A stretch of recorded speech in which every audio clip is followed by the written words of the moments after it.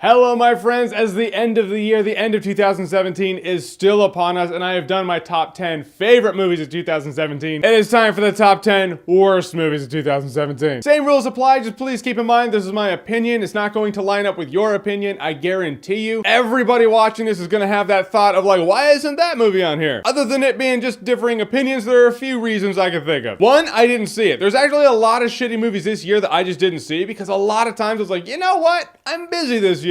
I just don't want to waste my time watching a shit movie. I feel like that is pretty understandable. So there were a lot of shitty movies I just didn't watch, which I'm glad of because there are a lot of shitty movies I did watch and I cannot imagine watching more. Or it might be a guilty pleasure thing. Though the movie is complete crap, there could be a guilty pleasure element to it. I make you the same promise for this list that I made for my top 10 best movies of 2017 list, and that is everybody watching this will disagree with this list at some level. Just the way it is, but we're all here to enjoy. So that's the best I can phrase it, best I can say it. And as I reveal each one, these are my quick thoughts on the movies. Not reviews whatsoever. I do have reviews for every movie listed on this list. Those reviews are here on YouTube. If you want my more in-depth thoughts on the movies, you can search for my name, movie title, movie review, and you'll find it. Monologue is over. Let's drag these pieces of dog shit down to hell where they belong. Starting with number 10.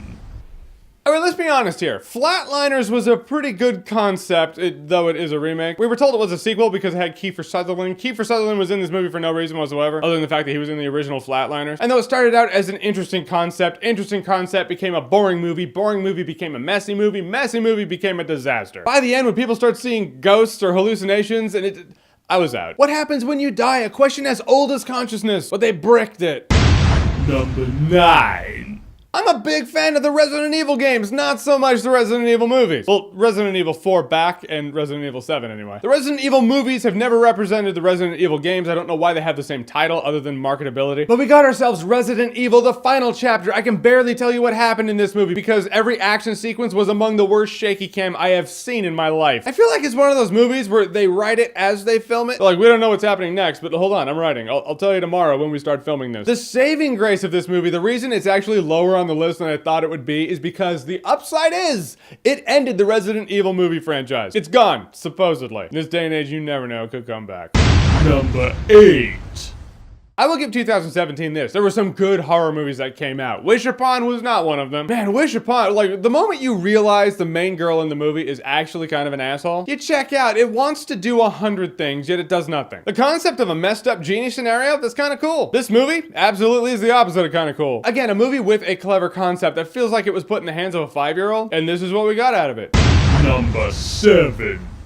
I watched the trailer to Chips, and I was like, that looks terrible. Then I watched the movie to Chips, and I was like, I was right. I'll give the trailer that. At least the trailer accurately represented how bad this movie was gonna be. Man, talk about no chemistry whatsoever. Talk about casting swap. Dax Shepard should have played Michael Pena's character. Michael Pena should have played Dax Shepard's character. It's almost like they were like, dude, I want a role reversal. Can we play? Okay, let's swap. Thing about a comedy, just make me laugh, and you've done your job. I don't think I laughed in this movie. I might have chuckled once. It was a second-rate Starsky and Hutch that I almost walked out of. Number 6. How does the dude's eyes do it in the trailer? The Bye-Bye Man. The Bye-Bye Man. The screening I was at for The Bye-Bye Man was in Los Angeles because I lived in Los Angeles for the past year, and the makers of the movie, they literally looked around at all these teenagers in this screening auditorium. They were like, we made this movie for a certain demographic, and I'm pretty sure you are exactly what we're looking for. I was like, did you just tell the audience that you think they're idiots? I watched the movie, and I was like, no, you absolutely positively told the audience you think they're idiots. From the intro, the very beginning of this movie, it feels like a student film, and it just never breaks that. Made for DVD, that's where this movie probably belonged. Number 5.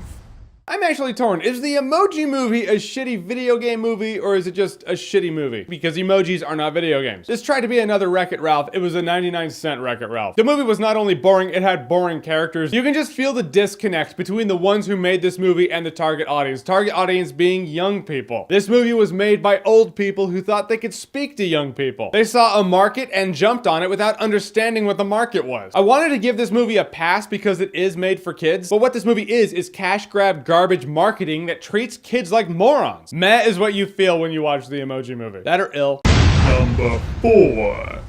Yep, unforgettable is quite forgettable. I promise you that. There's one of these movies every year where a crazy person can't take rejection like a champ. They can't just take a knee, so they gotta go nuts, and now we gotta have a stupid movie. Every year, there's at least one. And here we go. And it usually has the worst script, worst performances. The rumor out there is no one wants to work with Katherine Heigl because she's unbearable. I don't know, I can't qualify that, but watching this movie, I'm like, this movie is not doing her any favors. We haven't seen her in a movie in a while, and then she shows up in this thing. This thriller movie is almost a competent comedy. Accidentally so, but it's not. It's neither. It's neither thrilling nor funny. It's just fucking sad.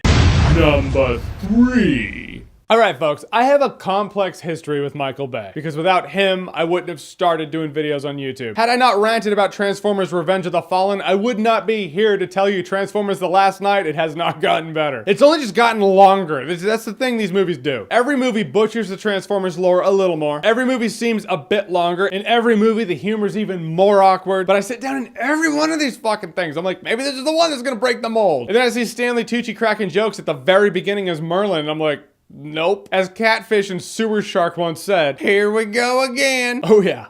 As a deep cut. But as far as I give a shit, these Transformers movies, they can just end. Transformers The Last Night does not have the touch, nor the power. Number 2.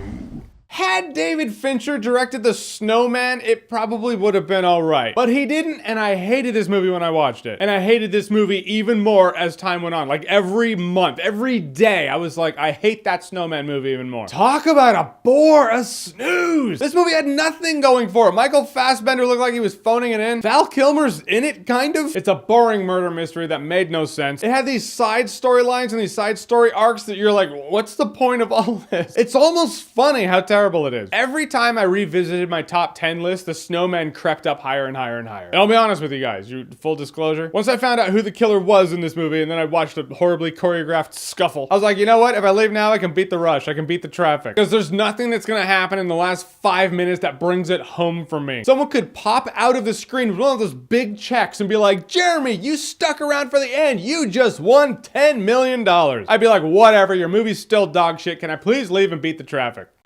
Number 1. You already know what it is. There's no mystery at this point. You know what this is. I'll give you a couple seconds to realize. 3, 2, 1. Yeah, 50 Shades Darker. It's as bad as you've heard. It's probably worse. This movie's incompetent on every level. There's no chemistry between these two. It's horribly written. Then I learned after I watched the movie, because I was like, that movie was worse than the first movie. Who wrote this thing? Because the script is noticeably worse. Then I heard that they fired the writer of the movie, and the writer of the book's husband wrote the script or some shit. I don't know. I might be churning out rumor mill garbage. Wouldn't doubt it. Whoever wrote this script has no business writing scripts. Whoever directed this movie has no business directing film. The fun kinky sex shit, is that even it? I don't remember any of that. But that's because I've slowly started to forget about this movie as time's gone on. This is laughable if I wasn't crying on the inside. This movie is every bit the Twilight fan fiction it was actually created to be. God, to my knowledge, they're not splitting the third one into 2 movies, so hopefully the third one, the next one, is the last one. This movie came out early in 2017. I was like, I have found the worst until it gets dethroned. Couldn't happen. Nothing could dethrone this thing. So that's it. These are the movies that I walked out of going, you know what? You're securing one video at the end of the year called the top 10 worst movies of 2017. Holy shit. Did you guys watch any of these? I hope not. I don't generally do honorable mentions in the top 10 best and top 10 worst movies of the year videos that I do. No slight against anyone who does. I completely understand why you do. There certainly could have been honorable mentions in this video. I looked at it. I was like, there are 15 to 20 possible movies that could be in this top 10 list. So if there was a movie you were like,